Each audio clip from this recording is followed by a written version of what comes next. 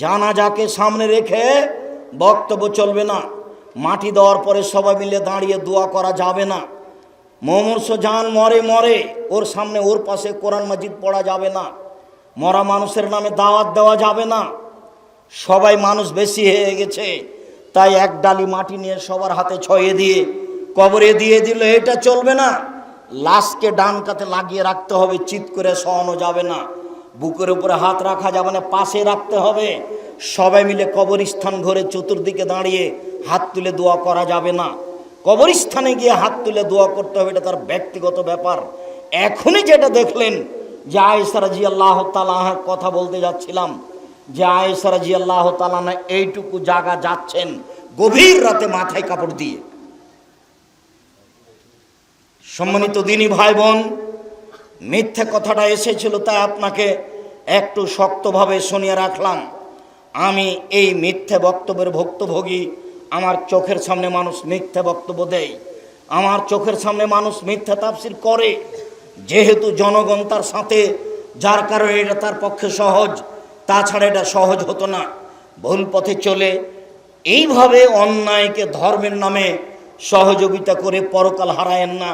আপনি আমার দিনী ভাই, আপনি আমার দিনী বোন। বলছিলাম, আবু হুরায়রা রাদিয়াল্লাহু তাআলা আনহু বলেন, রাসূল সাল্লাল্লাহু আলাইহি সাল্লাম বলেছেন, আদ-দুনিয়া কুল্লুহা মাতা, সারা পৃথিবী সম্পদ।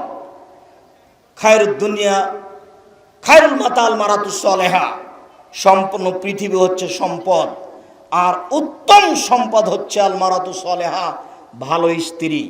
আপনি আমার দিনী বোন, আপনি আমার দিনী চাচি, খালা, ফুফু, আপনাকে আমি একজন উত্তম মহিলা হওয়ার জন্য অনুরোধ জানাচ্ছি। আল্লাহ নবী বলছেন, আদ-দুনিয়া কুল্লুহা মাতা ওয়া খায়রু মাতাই দুনিয়া আল মারাতুস সালেহা, গোটা পৃথিবী সম্পদ আর উত্তম সম্পদ হচ্ছে মহিলা। আপনি আরও একটা কথা শুনে অবাক হবেন, আমার দিকে দেখেন। রাসূল সাল্লাল্লাহু আলাইহি সাল্লাম বলছেন, মালা আলা জারিয়াতাইনে, কেউ যদি দুইটা মেয়ের লালন পালন করে, তাহলে হাতা তাবলগা, মেয়ে দুটা বড় হয়ে গেল, বিবাহ শাদী দিয়ে দিল, হুয়া ওয়া আনা ফিল জান্নাতে হাকাজা, ও আর আমি জান্নাতে এইভাবে থাকবো। এইটা দেখা দিকে ফাজাম্মা, আঙ্গুল দুটি জমা করে রাখলেন। শোনো, কেউ যদি দুইটা মেয়ের লালন পালন করে, তাহলে আমি মুহাম্মদ সাল্লাল্লাহু আলাইহি সাল্লাম এবং সে মেয়ের বাপ জান্নাতে এইভাবে থাকব। আবার বলছেন, কাফিরুল ইয়াতীম ওয়ানা, কেউ যদি এতিমের লালন পালন করে, তাহলে সেই ব্যক্তি আর আমি জান্নাতে একসাথে থাকব। তারপর আঙ্গুল দুটি আবার জমা করলেন, তবে ফাররাকা বাইনাহুমা, দুইটার মধ্যে একটু ফাঁক করে দেখালেন। আমি মনে হয় দুইটা হাদিস বুঝাতে পারলাম না। আবার বলবো কি? আবার বলি, দুইটা মেয়ের লালন পালন করলেও নবীর সাথেই থাকবে জান্নাতে। আর যদি এতিমের লালন পালন করে, তাহলে পাশে থাকবে, সাথে থাকতে পাবে না। মোটা কথা এবার হয়েছে কি? এতিমের লালন পালন করলে সাথে থাকতে পাবে না, পাশে থাকতে হবে। আর যদি দুইটা মেয়ের লালন পালন করে, তাহলে কোথায় থাকবে? নবীর সাথে থাকবে। আমি বলিনি এই কথা, এই কথা মুহাম্মদ সাল্লাল্লাহু আলাইহি সাল্লাম বলেন।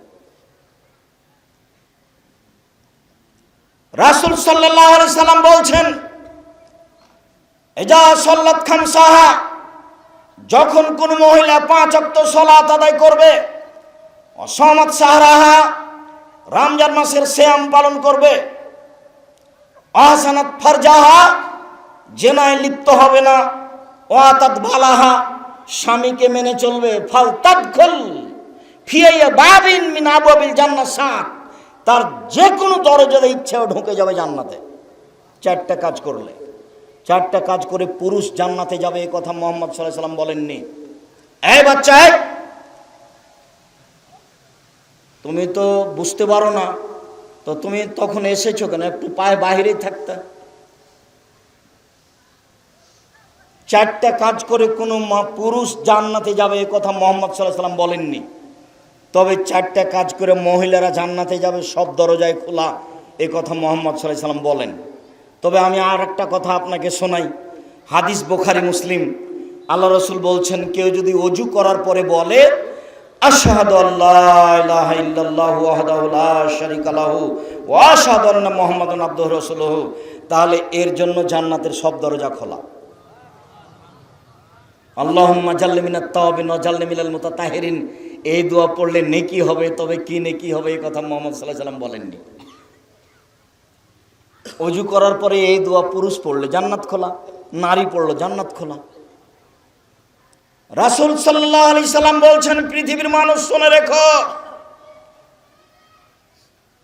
আল আম্বিয়া ফিল জান্নাহ, নবীগণ জান্নাতে যাবেন, অসিদ্দিক সত্যবাদীরা জান্নাতে যাবে, অশুহাদা ফিল জান্নাহ, শহীদেরা জান্নাতে যাবে, ও নিসাউ মিন আহলিল জান্নাহ, মহিলারাও জান্নাতে যাবে। এখানে সাধারণ পুরুষ নেই, মহিলারা জান্নাতে যাবে, তার সাথে একটু কথা লাগানো আছে।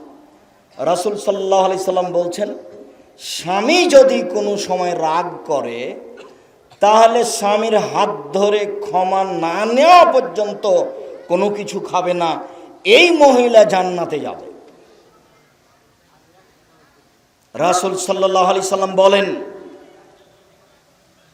খায়রুন নিসায়ে, মহিলাদের মধ্যে সবচেয়ে উত্তম ওরাই, জান্নাতে যাবে ওরাই, আল ওয়াদুদ আল ওয়ালুদ আল আউদ, যারা বেশি বেশি সন্তান দিতে পারে, যারা বেশি বেশি স্বামীকে ভালোবাসতে পারে, যারা বেশি বেশি স্বামীর সাথে প্রেম বিনিময় করতে পারে, এরা নারীদের মধ্যে সবচেয়ে ভালো নারী।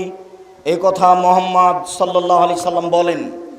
আবু হুরায়রা রাদিয়াল্লাহু তাআলা আনহু বলেন, রাসূল সাল্লাল্লাহু আলাইহি সাল্লাম বলেছেন, খায়রুন নিসায়ে, মহিলাদের মধ্যে সবচেয়ে উত্তম মহিলা সেই, এজা নাজারতা ইলাইহা সাররাতু, তার মুখের দিকে তাকালে সে আপনাকে খুশি করতে পারে। দুই, ওই যে আমার তাহা আতাথু, যেটা আদেশ করেন আদেশের সাথে সাথে পালন করে।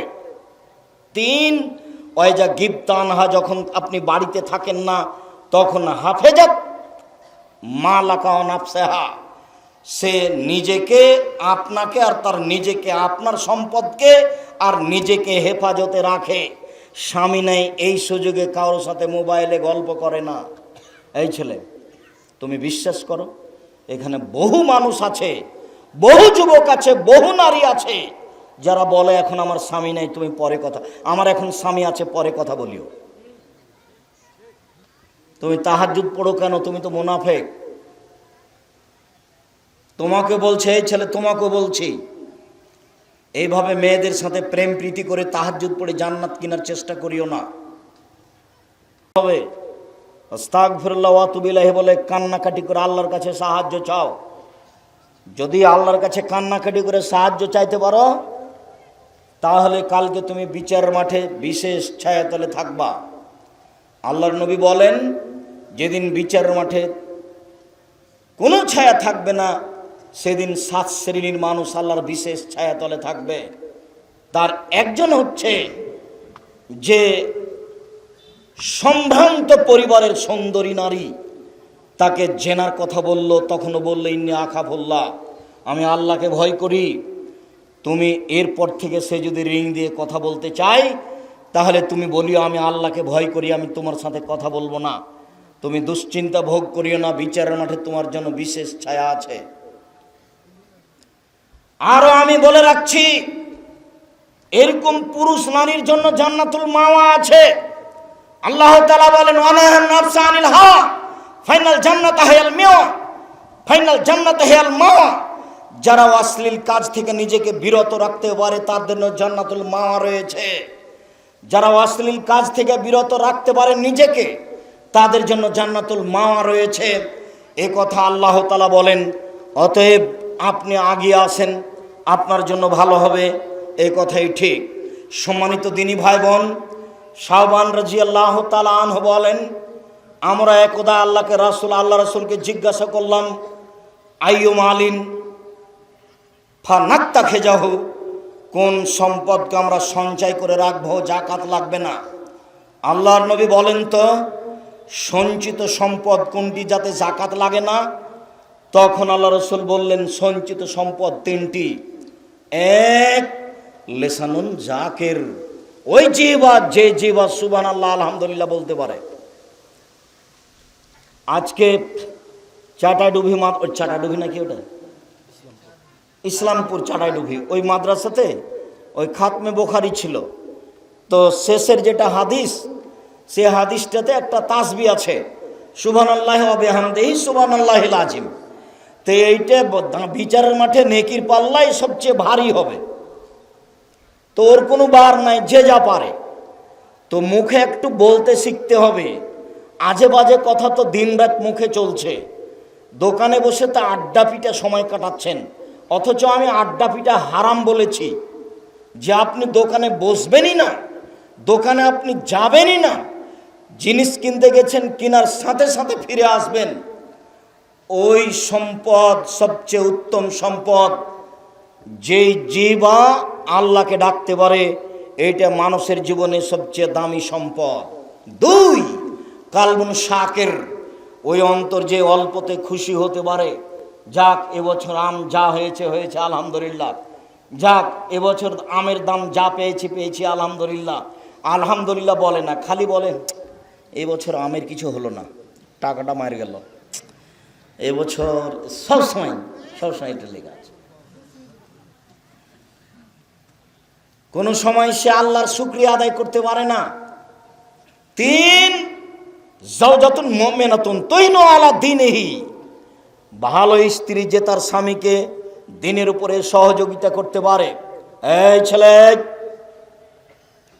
ভালো স্ত্রী যে তার স্বামীকে দিনের উপরে সহযোগিতা করতে পারে। স্ত্রীকে সব সময় সজাগ থাকতে হবে। আজান হওয়ার সাথে সাথে স্বামীকে উঠাতে হবে, পানির ব্যবস্থা করে দিতে হবে, কাপড়ের ব্যবস্থা করে দিতে হবে, সলাতের কথা বলতে হবে, কোরআন তেলাওয়াতের কথা বলতে হবে। নিজে কোরআন তেলাওয়াত করবে, স্বামীকে কোরআন তেলাওয়াতের জন্য বলবে যে তোমার তো কোরআন মাজিদ মুখস্থ নাই, তুমি পড়তেও পারো না, সূরা ইখলাস তুমি সকালে 3 বার বিকালে 3 বার বলবা। যেই স্বামীকে দিনের উপরে সহযোগিতা করতে পারে, সে হলো সবচেয়ে উত্তম নারী। এদের জন্যই জান্নাত প্রতীক্ষমান রয়েছে, তারাই জান্নাতে যাবে। সম্মানিত দিনী ভাই বোন, আমি নারীদের ব্যাপারে আর একটু সতর্কতা পেশ করে বলে যাচ্ছি। রাসূল সাল্লাল্লাহু আলাইহি সাল্লাম বলেন, মা রাআইতু মা তারাক্তু ফিতনাতান আজারাল রিজালা মিনান নিসায়ে, আমার জীবনে আমি ছাড়িনি কোনো বস্তু যেটা পুরুষের জন্য বেশি বিপজ্জনক হতে পারে নারীদের চেয়ে। আমার জীবনে আমি ছাড়িনি কোনো বস্তু যেটা পুরুষের জন্য বেশি বিপজ্জনক হতে পারে নারীদের চেয়ে। নারী হচ্ছে পুরুষের জন্য সবচেয়ে বিপজ্জনক বস্তু।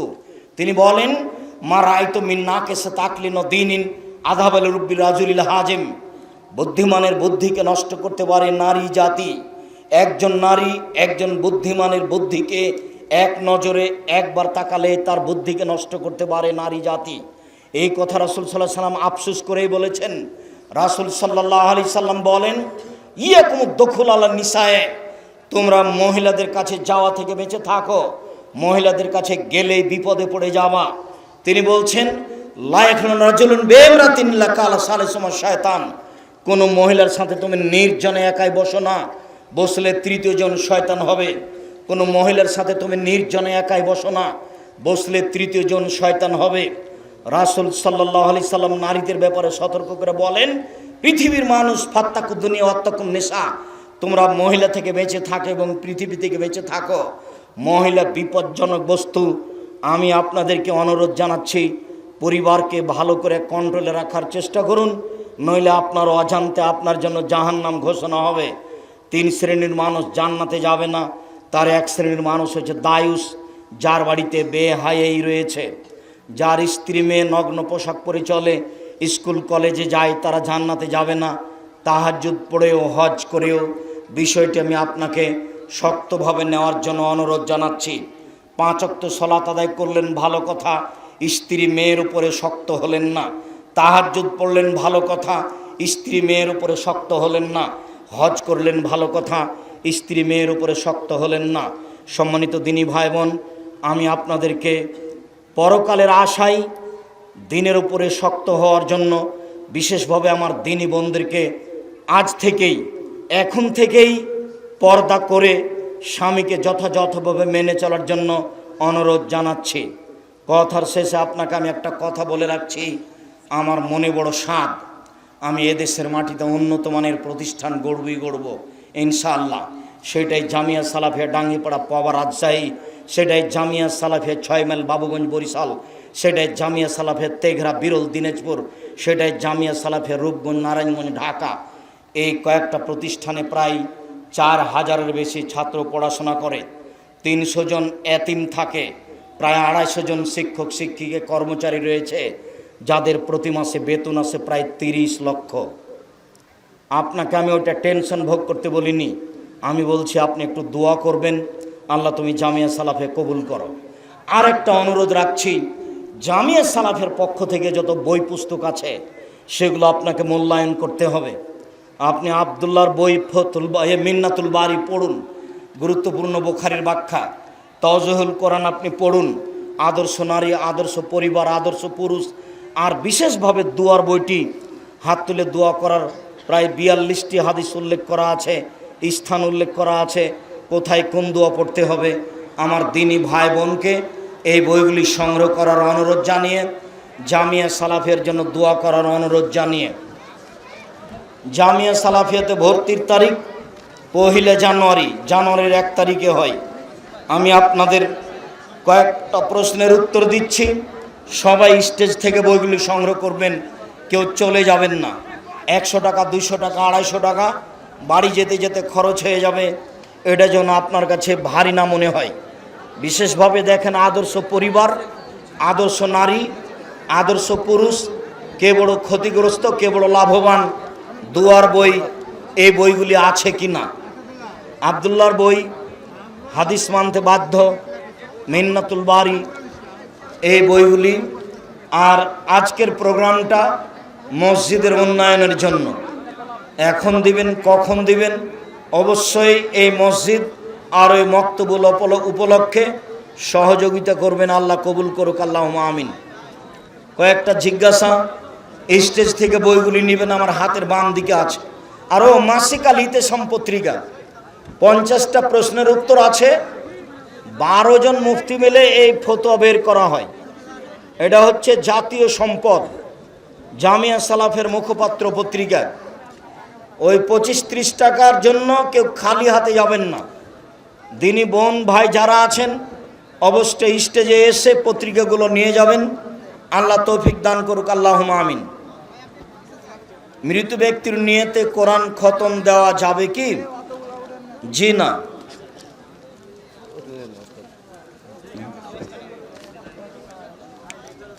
নিজের দোকানের সামনে নিজের ছবি টাঙ্গিয়ে ব্যবসা কি বৈধ হবে? জি না।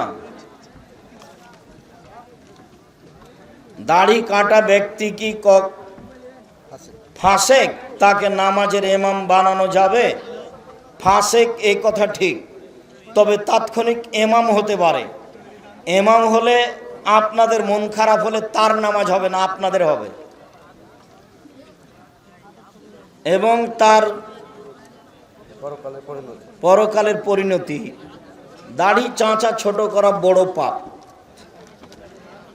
পিতামাতা অসুস্থ হলে যদি তারা হারাম কিছু জিনিস খেতে চায়, তাহলে কি দেওয়া যাবে? জি না, দেওয়া যাবে না।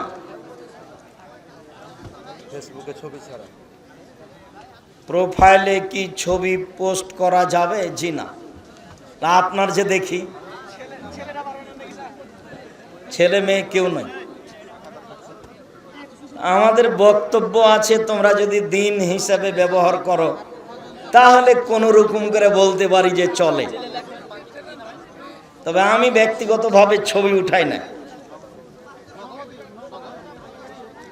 সবাই বইগুলো নিয়ে যাবেন, কেউ খালি যাবেন না। আর মাসিক আল ইতেসাম পত্রিকা কেউ ছেড়ে যাবেন না। মহিলা কি মহিলা ইমাম হয়ে তারাবির নামাজ পড়াতে পারবে? জি পারবে। ঈদের পারবে না, আর জুমার পারবে না। মহিলাদের ইমামতি ঈদের মাঠে চলবে না, আর জুমার সলাতের জন্য চলবে না। এমনি তাহাজ্জুদ সলাত, তারাবির সলাত মহিলাদের ইমামতিতে চলবে। রাসূল সাল্লাল্লাহু আলাইহি সাল্লাম কি দাড়ি কাটা লোকের হাতে বায়াত গ্রহণ করেনি? মর্মে যে হাদিস আছে তা এরকম হাদিস আমার অবগতিতে নেই। আমি আমার সমাজে একই আহলে হাদিস মসজিদে নামাজ পড়তে গেলে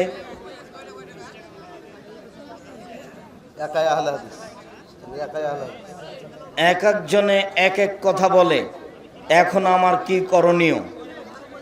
আপনি ফজর আর আসর বাড়িতে পড়েন, বাকি টাইমে মসজিদে যায়েন, আপনার মতোই করবেন। যদি আপনাকে করতে না দেয় তাহলে বাড়িতে পড়বেন। ফসলের জমিতে ফসলের পরিবর্তে টাকা দিয়ে জাকাত দেওয়া যাবে? জি না, সরাসরি শস্যই হস্তান্তর করতে হবে। যারা শস্য নিবে জাকাত তারা বিক্রি করবে। শায়েখ মসজিদের সামনে সাধারণ পাকা অথবা বাঁধানো কবর থাকলে সলাত আদায় করা যাবে? মসজিদের ডানে বামে পূর্বে পশ্চিমে কোথাও কবর থাকলে সলাত আদায় করা যাবে না, মধ্যে তো যাবেই না। পাশে কবরস্থান থাকলে প্রাচীর দিয়ে পৃথক করে দিতে হবে।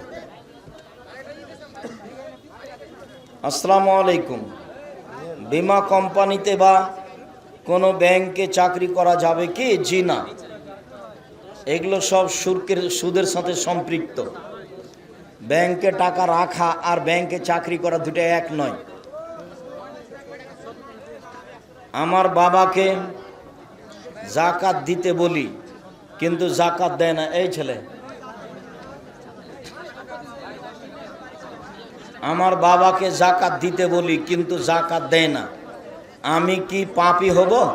তুমি বলতে থাকো, ইনশাল্লাহ পাপী হব না।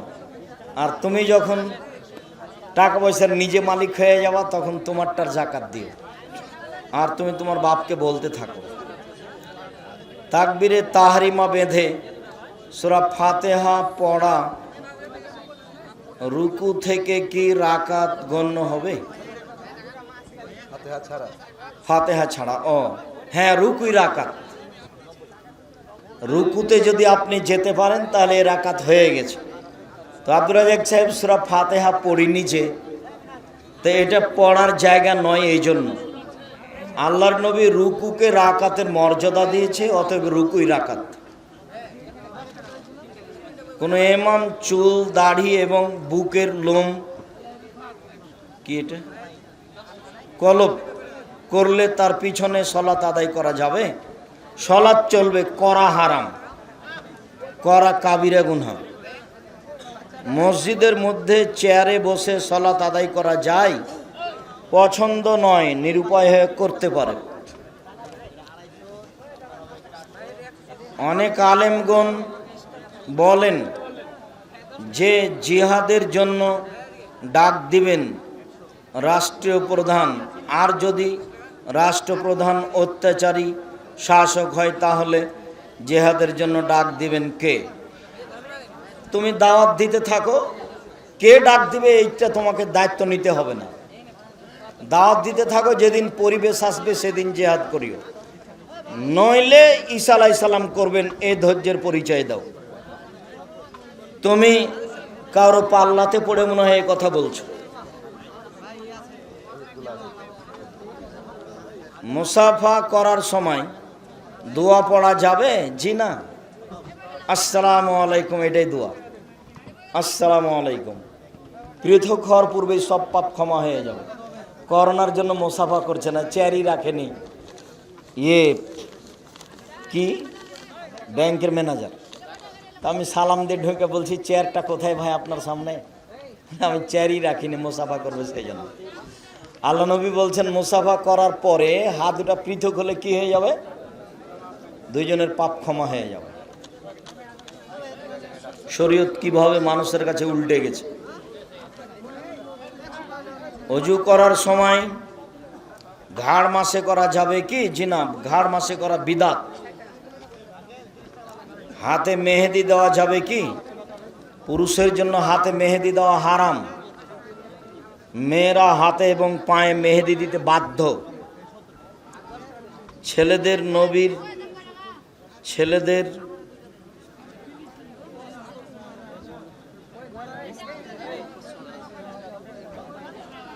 স্ত্রীর খাওয়া মাংসের হাড় নবী খেয়েছেন, এই কথা সত্য কি? ও আচ্ছা আচ্ছা, হ্যাঁ। আয়েশা রাদিয়াল্লাহু তাআলা গোস্ত হাড়ওয়ালা গোস্ত মুখে লাগিয়ে গোস্ত ছিঁড়ে খাওয়ার পরে ওই হাড় গোস্ত আল্লাহ রাসূলকে দিয়েছেন, তিনি ওখানে মুখ লাগিয়ে খেয়েছেন। এটা স্বামী স্ত্রীর ভালোবাসা। গিলাসে পানি পান করার পরে আয়েশা রাদিয়াল্লাহু তাআলা গিলাসটা আল্লাহর নবীকে দিয়েছেন, আল্লাহর নবী গিলাসের ওখানে মুখ লাগিয়েছেন, যেখানে তিনি মুখ লাগিয়ে পানি পান করেছেন। এটা অতিরিক্ত ভালোবাসা দেখানোর পরিচয়। নামাজের কাতারে একাই দাঁড়ানো যাবে? জি, যখন সামনের কাতারে ঢোকার কোনো পথ নেই আর কেউ নেই, তখন আপনি দাঁড়িয়ে থাকতে পাবেন না, একাই দাঁড়িয়ে যাবেন, কাউকে টেনে নিতে পাবেন না। মসজিদের মাঝে পিলার থাকলে তার পাশে মিলিয়ে নামাজ পড়া যাবে কি? মানে পিলারের ভিতরে কাতার করা যাবে না। আমি কথাটা ভালো বুঝিনি। পিলারের ভিতরে কাতার চলবে না। ওই যে একটা পিলার, এই যে একটা পিলার, এখানে কাতার হবে না, নিষেধ। ওটা গোটাটাই ফাঁকা থেকে যাবে। জামিয়া সালাফিয়া ডাঙ্গিপাড়া তোমরা একবার যাও না কেন যুবকরা? এই শোনো, কবে সম্মেলন গো? 22-23 ডিসেম্বর। সবাইকে আন্তরিকভাবে দাওয়াত দিচ্ছি। মসজিদটা তো দেখতে যাবা, একটা স্বাদ হওয়া দরকার। দেশের বিদেশের অনেক আলেম সেখানে। 26 বিঘা জমির উপরে এই প্রতিষ্ঠান ডাঙ্গিপাড়া রাজশাহী। কত বিঘা? 26 বিঘা। রূপগঞ্জ নারায়ণগঞ্জ 51 বিঘা জমির উপরে। সাদ করিও, আমি তো তোমার গ্রাম থেকে গিয়ে এত কষ্ট করছি ওখানে, তুমি একদিন বেড়াতেই যাও না? একজন মহিলার দিবস হওয়ার পর কতদিন পর বিবাহ দেওয়া যাবে? মানে কি ডিভোর্স? ও আচ্ছা, তালাক হওয়ার। স্বামী যদি তালাক দেয় 90 দিন পরে, আর ও যদি নিজে তালাক নেয় খোলা তালাক, তাহলে 30 দিন পরে। মহিলা যদি নিজে তালাক নেয় তাহলে কতদিন পরে? 30 দিন। মহিলাকে যদি স্বামী তালাক দেয় তাহলে ও বিবাহ বসবে কতদিন পরে? 90 দিন।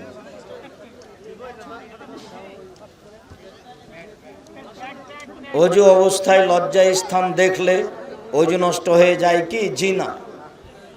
লজ্জা স্থানের উপরে হাত পড়লে অজু নষ্ট হয় না। মাথার চুল দেখা গেলে অজু নষ্ট হয় না। নখ কাটলে অজু নষ্ট হয় না। বাচ্চাকে দুধ খাওয়ালে অজু নষ্ট হয় না।